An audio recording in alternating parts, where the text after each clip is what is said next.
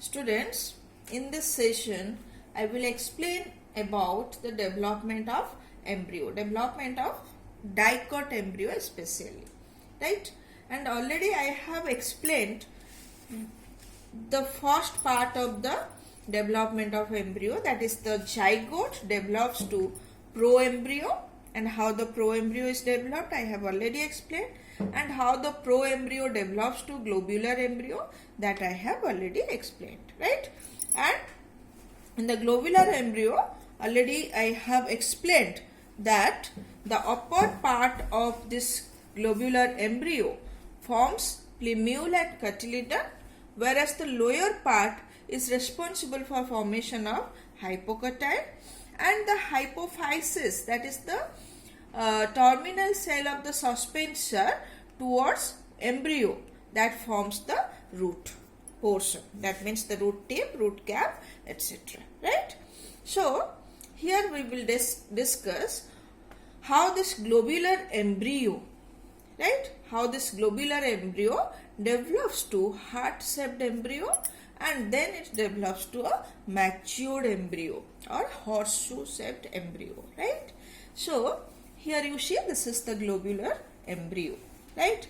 Now what happens, you see the growth of the cell, right, or the cells in this side divides at a faster rate. Similarly, the cells at this side divides at a faster rate. So what happens, the growth bulges towards this side like this, you see, it bulges like this. Here also it bulges like this, because growth takes place faster rate towards this. Clear? So you find, or there will be the formation of a structure like this, because growth here is faster, so this bulges out this side. Here growth is faster, so when more and more cells are formed, this bulges like this. So now you see the structure now becomes a heart-shaped structure. Clear? So this is known as heart-shaped embryo. Similarly, these cells, already I have mentioned, the upper or the outer four cells of the hypophysis, that develops to the root tip and root cap. So that undergoes repeated division, form more and more cells, and takes the shape of like this, the root tip and root cap. Clear? So there is the formation of root tip, root cap, or there is this portion is responsible for formation of root tip and root cap, and this portion is the heart-shaped embryo. Clear? So you see,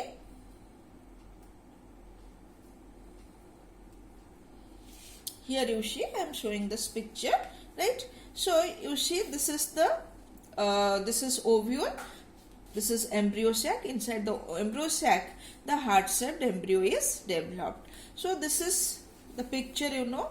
So here you see the space is very less inside the embryo sac. Embryo sac is a small structure inside which the space is very limited. So because of the limited space, when this heart-shaped embryo grows more and more, then to accommodate conveniently, this portion gets bent like this. Got it? So as the space is small and the embryo, heart-shaped embryo has occupied much space, so it gets, the more growth leads to bending of its portion, so that it can be occupied. So here you see, so when more growth takes place, it gets bent like this, right, and this one gets bent like this, so that it can be suitably occupied. Here also I have shown the ovule, structure of ovule. This is the structure of ovule, right? These are the integuments. This is the embryo sac.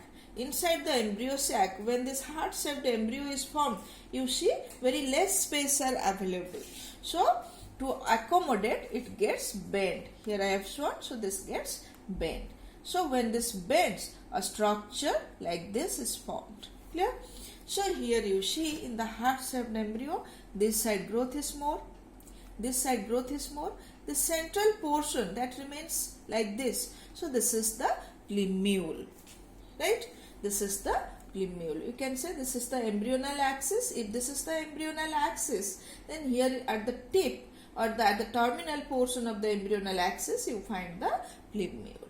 So this is the plumule, this is the plumule, right? And what these structures are, these two structures are known as cotyledon. Clear? So here the zygote develops to proembryo, globular embryo, then globular embryo develops to heart-shaped embryo, heart-shaped embryo becomes horseshoe-shaped embryo, and this gets matured, right? And here you see, you can take this as the axis of the embryo. So this is the embryonal axis. In the embryonal axis, this is the point where the cotyledons gets attached, right, to the axis. Similarly, this is the point where the cotyledons gets attached. Clear? So the point where the cotyledons gets attached, that is known as cotyledon nodule. So you see, I have shown this outline diagram here. Suppose this is the embryonal axis. This is the embryonal axis. So this is the embryonal axis. To the embryonal axis, this cotyledon is attached here. This cotyledon is attached here. So this is the label of cotyledon. Or here you can see this is the label of cotyledon. So the portion above the label of cotyledon on the embryonal axis. The portion above the label of cotyledon in the embryonal axis is known as epicotyle, right? And this epicotyle terminates with the plumule that develops to the shoot when the embryo gets germinated, or when the seeds germinate. This plumule develops to the shoot portion. Clear? So I think you understood what is epicotyle and what is plumule. Similarly, the portion below the label of cotyledon. So here the cotyledon is present. So below the cotyledon, that is known as hypocotyle. Or here you can say this portion is the hypocotyle, because this is below the label of cotyledon. So this hypocotyle terminates with the radicle or the root tip, right? So the radicle develops to root when the seeds germinate, or when embryo is germinating, right? Then the radicle develops to the root. Clear? So this is about the development of embryo, right? So in the embryo, what are the structures present?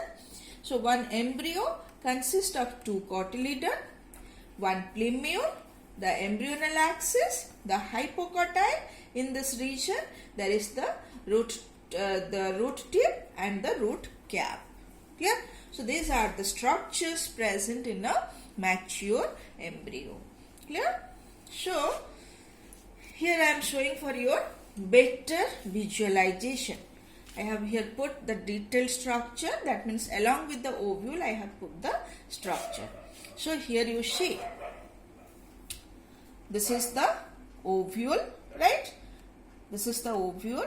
This is the central cell having polar nuclei. This is the chalaza end. This is the micropylar end. Here the egg is present. So when double fertilization takes place, that egg develops to zygote, right? And the central cell develops to primary endosperm cell. So this is the primary endosperm cell having the primary endosperm nucleus. And these are the degenerating antipodals at the chalaza end.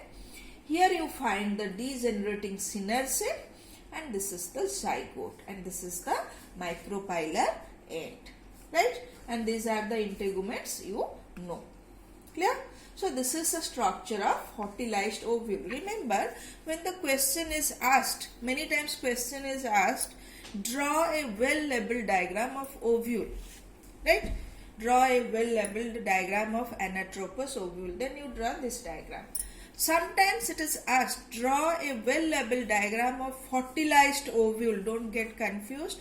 If it is asked fertilized ovule, then you draw the structure of zygote, structure of synercid, degenerating synercid, degenerating antipodals, primary endosperm cell and primary endosperm nucleus. So this is the difference between these two diagrams. This is the ovule, but this is fertilized. This is the ovule before fertilization. Clear? So now in the fertilized ovule, first there is the endosperm formation. I have already explained. First endosperm formation takes place. Here you see the endosperm has been formed. Right? So when the endosperm formation takes place, the zygote starts to develop. So here you see the zygote develops to pro-embryo, and because of this suspensor it has been pushed up, right? So here you can understand the role of suspensor. So suspensor has pushed the embryo towards endosperm so that it can get nutrition from it, right? So gradually this endosperm is consumed up and the pro-embryo develops to globular embryo and the heart-shaped embryo. Clear? So inside this ovule the heart-shaped embryo is present. Now you see the heart-shaped embryo, again because of less space it gets bent like this. So this gets accommodated this like this. So this is the horseshoe shaped embryo that gets matured, right? And here when it gets matured you will find these two cotyledon. These are dicot seed, or this ovule changes to dicot seed. Why it is called dicot? Because there are two cotyledons. Dicot, two cotyledons. So here this integuments that gets changed when the embryo is formed, the ovule changes to seed. So here this integuments changes to seed coat, right? And these two cotyledons becomes the two half of a seed. I think you have you are well acquainted with a groundnut seed where you can easily mark the embryo and the cotyledon. So the two half of the groundnut seed represents two cotyledon in which a small embryo is formed, right? So these two cotyledon appear as two half of the seed. Clear? So if you cut open a seed you will find like this two cotyledon, right? In between there is the embryonal axis having plumule and radicle. Clear? So here again I have shown a open seed where you find two cotyledons and embryo. This small sized embryo remains present like this. Clear? So this is a dicot seed with embryo. I think you well understood the development of embryo and the position of embryo in the seed and the structure of embryo, right? So here you see this is a monocot seed. This is dicot seed. This is a monocot seed having single cotyledon, right? So in the monocot seed you will find the embryo is of this shape, having one cotyledon, right, attached to the embryo. So the cotyledon, single cotyledon here is known as scutellum. Clear? And the embryo is having the portion above the level of cotyledon in the embryonal axis is having plumule, which is covered by a foliar structure, hollow foliar structure known as coleoptile. So in the monocot embryo you will find one structure, coleoptile, which is not present here. So coleoptile is present, which covers the plumule. And below the level of cotyledon the embryo has the hypocotyle, which ends with the radicle, and this radicle is covered by a radicle, there is the root cap, and that is covered by a undifferentiated sheath known as coleorhiza, right? So this is the embryo, and in case of monocot seed you will find a large endosperm with highly rich reserve food, that is known as endosperm. So this is a monocot seed with the embryo. This is a dicot seed with embryo. Clear? So this is about the development of dicot embryo, and the monocot embryo follows the initial stages of development, follows the same method for the development, right? So that's all about this development